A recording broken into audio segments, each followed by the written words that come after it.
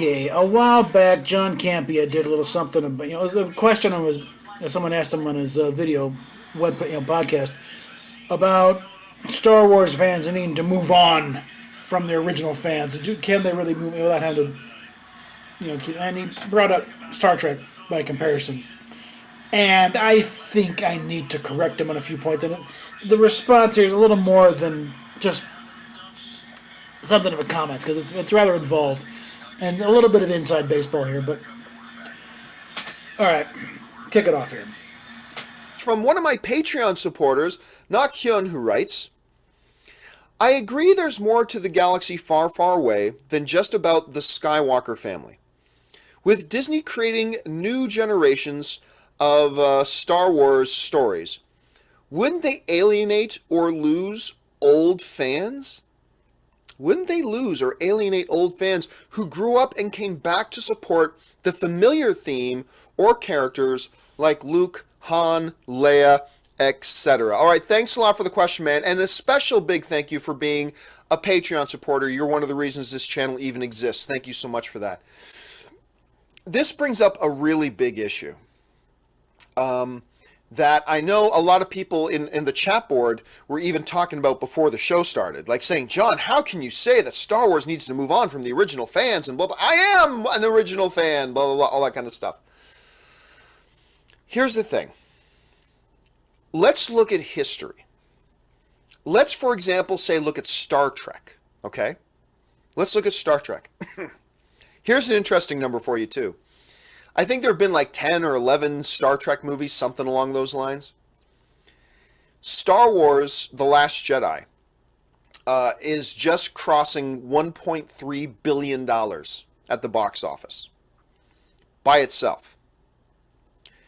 It's the number 5 all-time money-making domestic movie of box office history.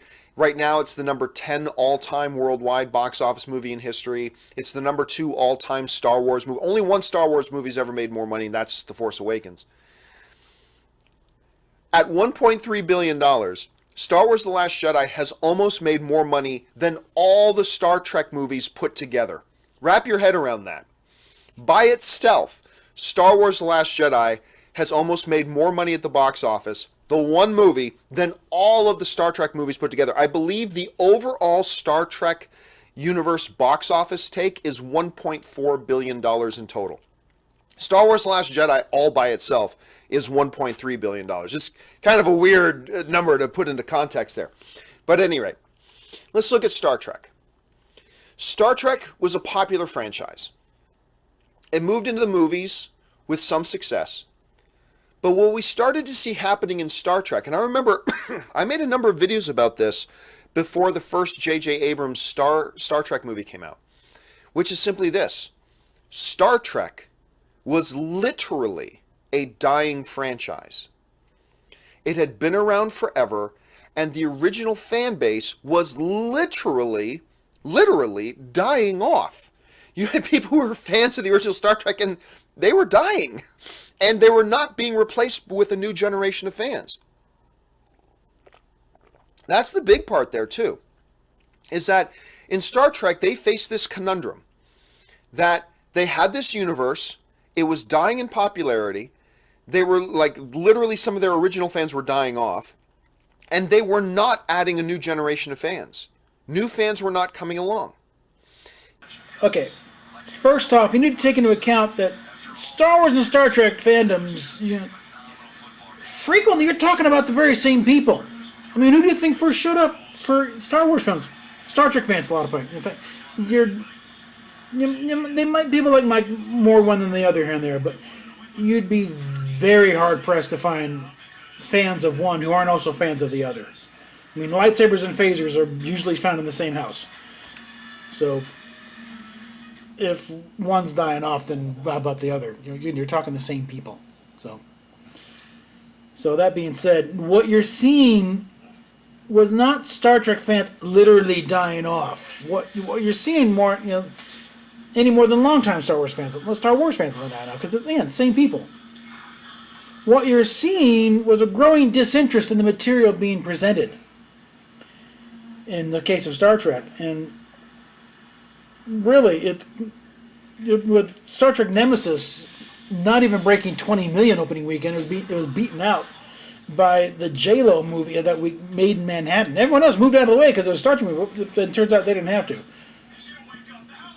Because basically, and here's where you got to take into account what's going on around the franchise. You can't just take the movie by itself.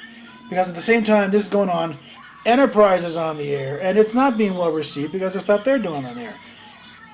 And they're not listening to the fans at that point, and so the only chance they got to make a point is basically not showing up for Nemesis. And the fact that Nemesis is also a bad movie didn't help it either, because nobody showed up. You can't say it was a bad movie. They never came to see it was a bad movie. When they heard it was a bad movie, then they really didn't come out. But really, that was it. They weren't dying off. They were on strike. And they're just waiting for someone to grow a couple of brain cells to figure out, what to do with this franchise. So that was it. Whereas Star Trek and Star Wars, on the other hand, they're doing stuff right. They're got the Clone Wars stuff going. They're building the fan base. They're maintaining the fan base too. And I think the proof that the Star Trek fan base was not dying off is the fact that what happens when JJ comes out. Suddenly they're all back. You think those are all newbies showing up? No, those are all full-time fans coming up to find out what they're doing here. And you had a lot of new people too, but you still had a lot of the old fan base showing up to try and see what's going on. Let's look at the box office numbers. This just kind of illustrates the point. Now, ignore 1, 2, and 3, which are all the new movies. But, like, say in 1996, look at the number 5 movie there, Star Trek First Contact. There was a resurgence at the box office when you had movies with the Next Generation cast. And that movie made $92 million, which was the highest grossing of all that first slate of Star Trek movies before J.J. Abrams took over. So these are domestic numbers, by the way. So you had First Contact, which is the number 1 box office movie domestically of all the Star Trek movies that came before it, was First Contact. Because now you're moving into a new set of things with the Next Generation. So even there you had a little bit of an iteration moving from original cast now into Next Generation movies. So there was a little bit of a renewed interest there. But ever since then, what you started seeing was a massive downward trajectory. Because you go from that movie in 1996, Star Trek First Contact, now go down to number 11 there. The next movie that came out after that was Star Trek Insurrection. And look at the nosedive the box office took. It went from $92 million down to $70 million. Now, let's look at the trend. So you go from $92 million down to $70 million, about a 25% drop. So what happens next? Well, look at the next movie that came out after that. The next movie that came out after Star Trek Insurrection was in 2002 with Star Trek Nemesis, and look at the box office. All the way down at the bottom, number 13, $43 million. And then all those films in the middle, all hovering around, except for Star Trek V, The Final Frontier, which came in at, $52 million. Pardon me. And it wasn't until generations after that when they started bringing in, it was that final Star Trek original cast movie that kind of hit rock bottom with $52 million. Then you bring in Generations and it gets a renewed interest. But even then, it starts to die off until you end off with that final one, Insurrection, which ends up at just $42 million. Star Trek was facing a problem. Their fan base, the series had been so successful and been around for so long, and they tried for so long to just pander to the original fans that it just eventually started dying off. And new fans were not coming on board. These are indisputable facts. And also, that list you really need to take into account the change of inflation. Shame on you for not doing that, John. You know better than that. Come on. Especially, motion picture making, what it did in 1979. You adjust for inflation. It took a few weeks for JJ's movie to surpass the motion picture as far as profitability, when you take into account inflation. Because those numbers there, those just raw numbers from the time, and box office just changed a lot over the years. Even looking at from Nemesis onward. So.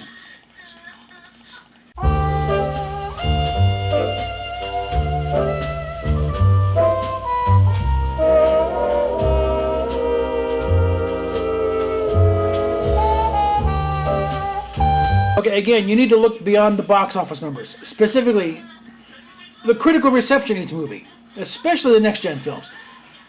Generations was controversial because it's just the decision to kill off Captain Kirk and that thing.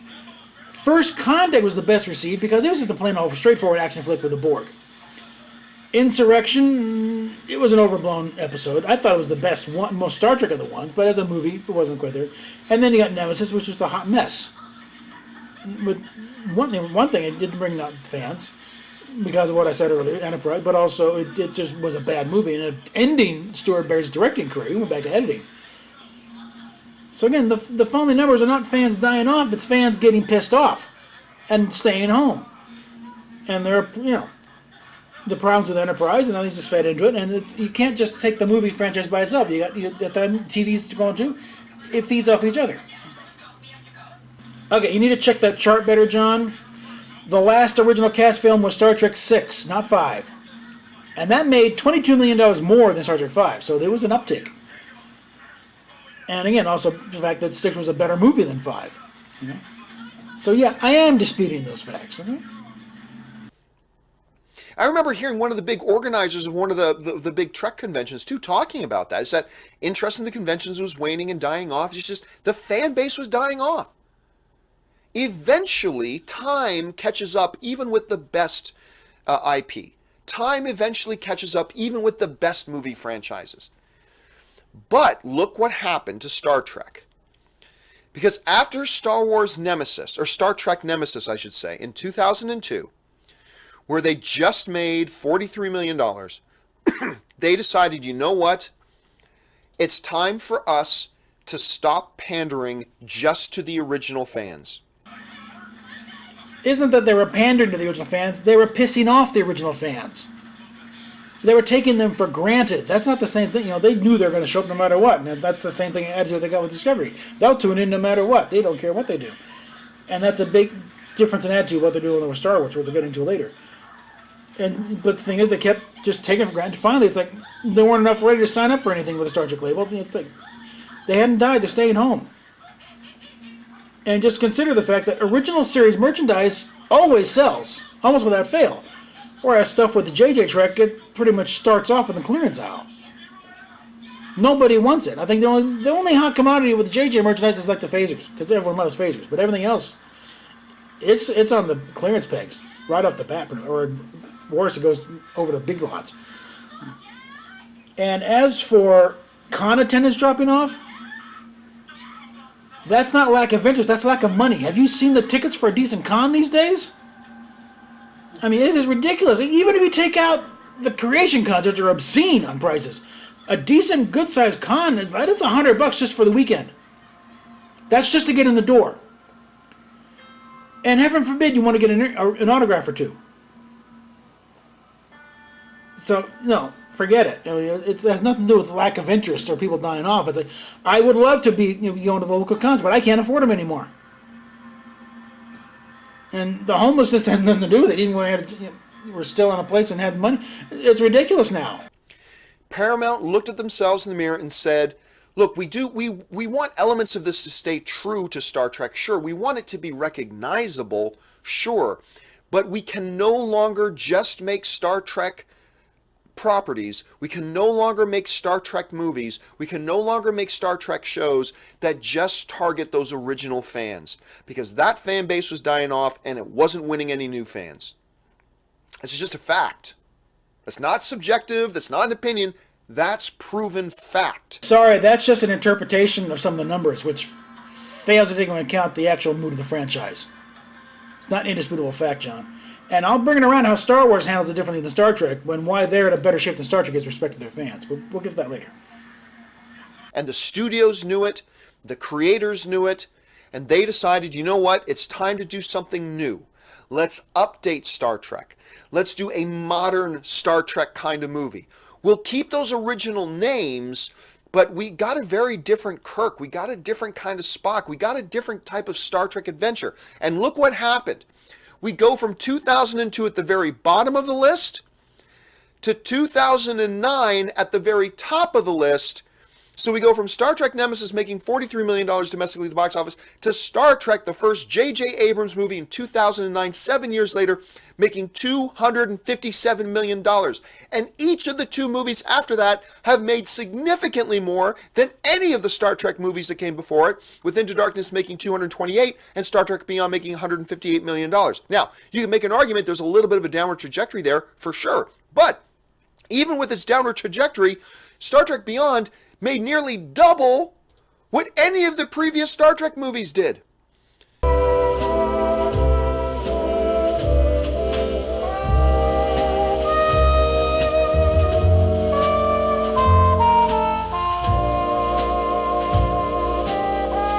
Come on, John, you know better than to compare box office figures that far apart. Nemesis was 7 years earlier. That's a different environment, okay? And again, Nemesis is the bottom for a reason, because it sucked. And what happened? Even though Star Trek now got a new shot of life into it,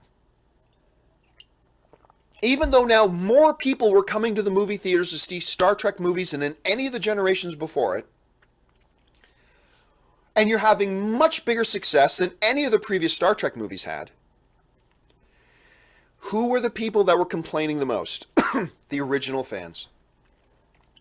But at some point, Paramount had to make the decision that if Star Trek was going to survive, if Star Trek was going to bring in new generations of fans, if Star Trek was going to grow beyond what it had been, they needed to make some changes, and they needed to adopt a philosophy that they were no longer just going to pander their stuff to the original fans, because sticking on that course, while it had success in the past, was eventually going to kill the franchise.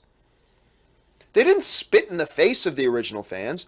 They still made it recognizably Star Trek, but they realized we can no longer make Star Trek films that simply pander to the original fans. Okay, a lot of us longtime fans felt it was more like a backhanded slap rather than being spit on, but that's another matter. Because we've been doing that for decades and our damn property's been dying.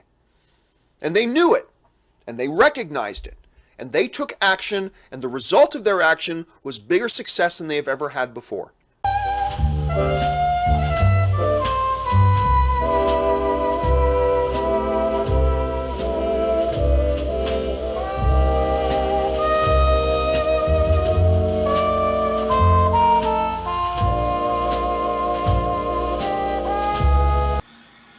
Okay, the main problem that was facing the Star Trek movies that Paramount still doesn't quite get is that the situation had changed rather drastically since '79 when the motion picture came out. Namely, the Star Trek movies were no longer an event. Up until '87, the only way you could see new Star Trek material was in the movies. Then, '87, Star Trek Next Generation premiered. So then it's down to, if you want to see new stuff with the original cast, it's still the movie. So you got 2 more films out of that. And again, 5, 6, good. But then, they figured they'd just wrap up Next Generation, go straight into the movies. Probably like a local reviewer said, it was kind of like seeing WKRP the movie. They had just had the revival of WKRP in Cincinnati. And so they just done 7 generations of Star Trek Next Generation, and you're going to the movie. Like they filmed the movie and the last episode at the same time, which confused a lot of people, not to say it, but there was no clamoring for a next gen movie. It was just expected. And also, you already had 7 seasons in the can. You had a proper series finale. DS9's already running. You got Voyager in the offset. There wasn't any big need for a next-gen movie. Everything's ended on Next Generation on a pretty good note, so what's the point? So that's why those movies particularly kind of struggled, especially when Generations came out, and you're already pissing off by killing off Kirk. Like AOL guys said a lot of the time, you don't need to kill the torchbearer to pass the torch. But that's what it felt like. And then, they rebounded with Insurrection. No, it was First Contact. But then Insurrection kind of floundered a bit because it was just an overrun episode, and then Nemesis just sucked on ice. So there's and again, while you got the movies, you got DS9, Voyager, Enterprise, and the movies themselves not doing that, not being all that hot in the first place. So it's like it just got a little overload after a while, and that's why they stopped caring. Contrast that to the environment that JJ's movie walked into. It had been 7 years since Nemesis, 5 years since Enterprise had been canceled. So this was the first new professional Star Trek in a pretty good while. And it was almost a lock to be a blockbuster because of that. And also a big reason why Into Darkness did as well as it did. Of course, by contrast, the bad reception of that one is the reason why Beyond bombed, even though a lot of people consider it was the best of the three. But it just kind of further amplifies my point. You have to look at whether or not it's a good movie or not. You can't just go by the numbers and, well, the fans don't care. No, if it's a lousy movie, you're not going to get the fans to show up. There's a very discerning bunch here. So give the fans enough credit to not blindly show up for a movie that just because it's got a name on it, and not take into account whether it's a decent movie or not.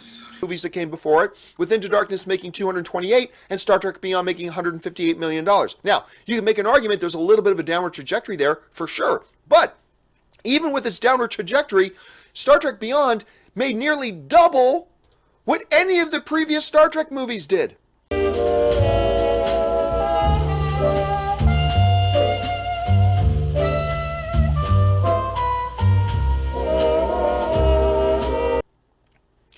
And you know what's funny?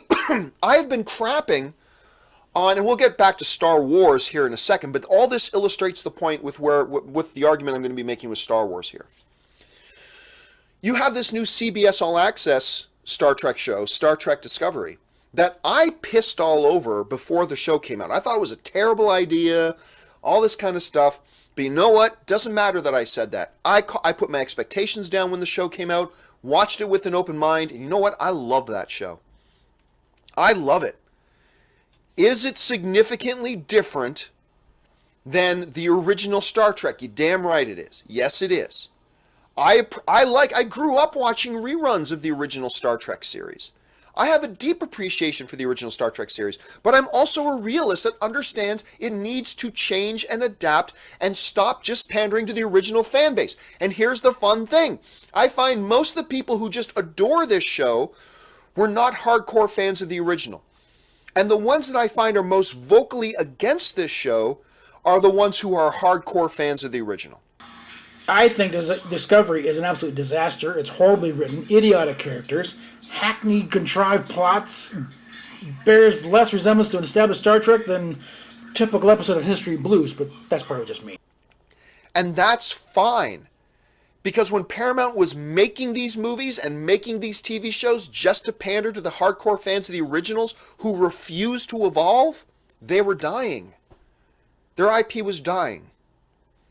And there are some people out there that would rather go down with the ship than rather see their beloved IP, Star Trek, evolve and change and do what it needs to do to appeal to a new generation of fans and bring in new fan bases and things like that to stay alive and vibrant.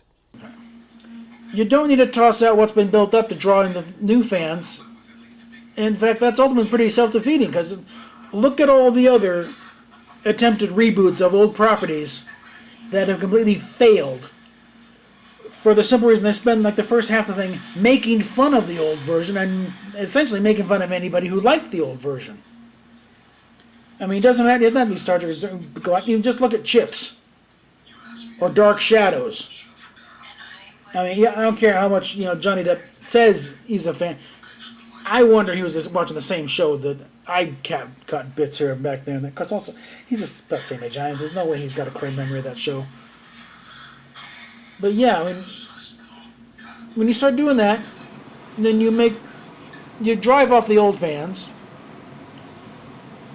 and you're doing so much fun making fun of this stuff. It's like, who's going to be interested in showing up this one? So yeah, you miss the whole point if first thing you do is start making fun of it and trying to make a joke out of it. 21 Jump Street is the exception, I think, because everyone else does that approach and they fail utterly. Even in business, and I know I'm going on really long about this, but I think this is a big issue.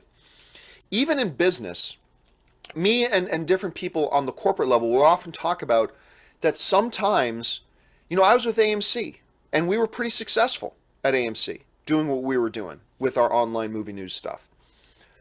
But even then, we used to have discussions that every once in a while, we have to have what we would call a burn rate. We have to try something new that may burn off about 20% of our existing viewers, but in an attempt to gain an additional 30% of viewers. You know what I'm saying? Sometimes we had to make decisions that we knew were going to tick off some of our existing fan base because we believed it would be the right move to attract an even bigger fan base. And you have to have what's called an acceptable burn rate. Star Trek understood, Paramount understood, they needed to have an acceptable burn rate and no longer pander just to the original fans. Okay, so there's my point. Paramount completely understood that. The box office numbers completely prove it.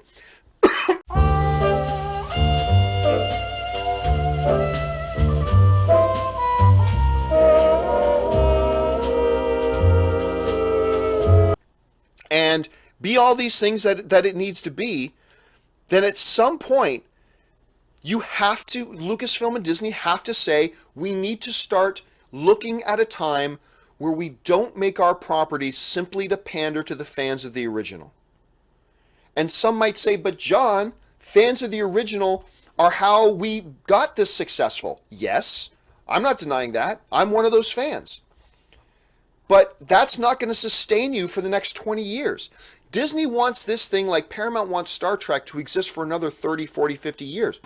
Okay, now take another look at what they did with Star Wars, particularly with what JJ did with Star Wars versus what he did with Star Trek. Star Wars wholly embraces its history. It doesn't bring it back the original cast as they are. It progressed the series forward. They rebuilt the Millennium Falcon to a point that every fanboy in the world started crying with joy. There's such a perfect recreation. No alternative timeline, no recasting of old parts. So it's not even it's a direct sequel, and it's the same continuity as every other Star Wars project till then. Now contrast if he did to the Falcon what he did to the Enterprise. The Force Awakens would have been the biggest bomb that year, and the fans would have been burning JJ in effigy at the gates of Disneyland.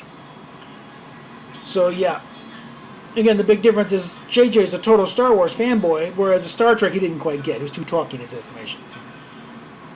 So, and also, it's not like Star Wars was doing nothing either.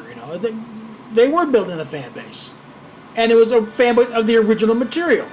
Between the prequels and the Clone Wars and the other movies constantly being re-released, you had new fans of the old material. And so, and again, gripe as they might about the prequels, they still showed up. Those movies are still some of the biggest money makers of the whole thing. And so there was no reason for any kind of burn rate really. The original fans stuck with it for the most part, and they stuck with it now, and they've been cultivated and pandered to. I prefer cater to actually, because pandered is like that is what what they think they're doing with Discovery and the JJ Trek, throwing out Easter eggs here and there, but it's not really pandering if you're doing it wrong, and they're making that's not how that works. That's not Delta Vega, If you're doing it in such a way that it makes it clear you don't know what you're doing, you don't have no idea what you're talking about, it's not really pandering, it's just pissing people off. But basically, this is a lesson that Star Trek needs to learn, and how to treat its existing fan base. That Star Wars, you can argue how well they're doing it, but they're not pissing off, they're not driving off the old fans. They're building on that fan base. If Disney wants to not be short-sighted and just look at what will work for the next 2 to 3 years, but rather look at what will set us up for success for the next 15 years, for the next 20 years, they have to start looking at not just pandering to me. They can no longer just pander to me. The guy who just loves the original Star Wars trilogy more than anything else they've ever put out, you can no longer just target it at me. That doesn't mean you abandon me. That doesn't mean you spit in my face or anything like that. But you have to start looking at other things and move forward and move on from the original fan base. And hopefully a good chunk of the original fan base will still appreciate and like the new stuff you're doing and will come along for the ride as you're adding new generations of fans, understanding you're going to have a burn rate where you're going to lose some of the original fans along the way. And that just has to be acceptable losses. Now, was The Last Jedi a step in that direction? I don't know. I mean, that's honestly, my whole philosophy on this is the philosophy I had before The Last Jedi ever came out. I mean, this is a philosophy I've had for over a year. I remember me and Christian Harloff having a discussion about this like over a year ago about, at some point, Star Wars needs to Lucasfilm needs to start looking beyond the original fan base of Star Wars for the good of the franchise. And Star Wars is big enough to survive Last Jedi. And just as Star Trek, as it stands at the moment, is big enough to survive Discovery. But what they can't survive is if they drive away their respective fan bases. Because if Star Wars was just to totally retool everything and start over from scratch, yeah, you'd see a mass burn off there too. But Star Wars is doing it right. They're keeping the fan base by not throwing out the baby with the bathwater. They're not even throwing out the bathwater. They're building on it. They're keeping it. And again, there's more to it than anyone with half a brain knows. There's more to Star Wars than just the Skywalkers. There were no Skywalkers in the Old Republic. You could do an Old Republic series and series of movies and games. There's a big, broad, sprawling Star Wars universe out there to play with. You can do more than just Luke and Leia and Han, or even the droids. Star Trek. Again, if they can figure this out and actually embrace their history, it's one of the best received episodes. Is ones where they go back and they, like In a Mirror Darkly in Enterprise, it's considered one of the best episodes of all, and they got those sets recreated to sort of ridiculous degree. It's shown that they are embracing their history. And you know what? There are people who disagree with me, and that's fine. I even see people in my own chat board who are calling me names because they don't like what I'm saying. That's fine. But I have seen the history of film franchises do this.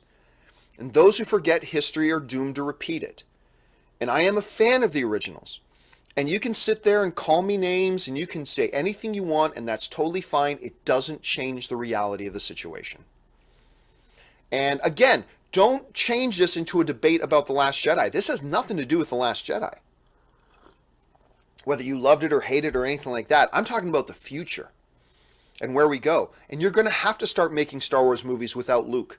You're going to have to start making Star Wars movies without Leia. You're going to have to start making Star Wars movies without Vader or Yoda or whatever. If you want this franchise to evolve and move forward, you got to move on. You got to go into uncharted territory. You have to be willing to move on from the past. Hopefully a lot of us from the past will want to come along for the ride, but there's going to be a certain number of us who don't, and that's okay. Anyway, guys, I've gone on a lot about that, but Star Wars is actually obviously a really big, important thing to me, so I talked about that a lot. So anyway, I'm sure a lot of you guys have a lot of opinions about that, and you're going to want to share your opinions, and I get it, and that's great. That's what being a film fan is all about, that we get to have these discussions and these debates, just like we do offline with our friends in real life. And we're going to have different points of view, and we're going to have different opinions on that, and that's totally okay. If you agree with me, you're a very intelligent person. But if you don't agree with me, you're also a very intelligent person, and that's totally fine. Okay, I'm just doing my bit to point out that when dealing with big sprawling franchises like this, like Star Trek and you got to take in more into account than just the box office numbers. You got to go on what's going on behind the scenes and with other aspects of that franchise. Because with Star Wars, you can't just go by the box office. You got to go by what's going on with the other properties, with the Clone Wars and other projects going on there. You got it with the reception of the sequels and the prequels.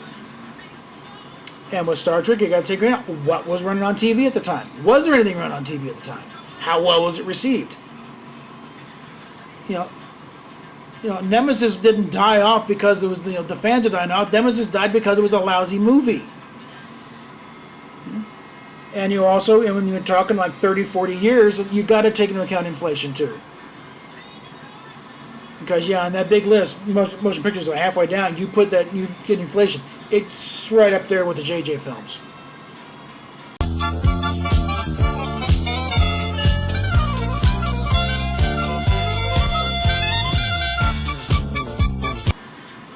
So I don't be surprised if it beat out Into Darkness if you take into just the inflation numbers. So yeah, it's not just a simple fact. Well, obviously they're dying off. No, not obviously they're dying off. It's just they're being pissed off. So that's my 2 cents worth. Okay, almost forgot. Hit the thumbs up, PayPal, Patreon, and most importantly, I need 400 subscribers within the next 2 weeks in order to keep this thing even potentially a money-making thing. So, yeah, kick in. I need subscribers and keep this thing in the partner program. And catch you later.